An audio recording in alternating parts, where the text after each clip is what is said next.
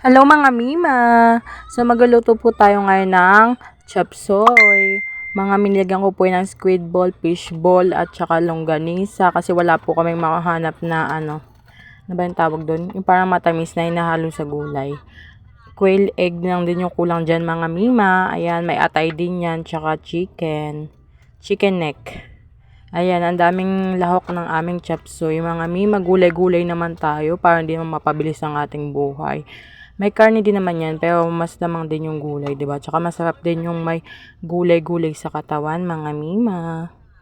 Happy Thursday, everyone. Ito po ang aming gulay. Gulay na ulam. Ginisa-gisa ko po to mga Mi para matuto pong kumain yung anak ko ng gulay, mga Mi. Hindi yung po burger sa McDo tsaka fries, 'di ba? Para matuto naman siyang kumain, mga Mi. Ayan, mga nilagyan ko lang ng oyster, soy sauce, yan, tinimplahan ko lang yan ng mga salt, pepper, granules, yan. Nilagyan ko din ng konting ng konting fish sauce para may lasa lang siya, mga Mi.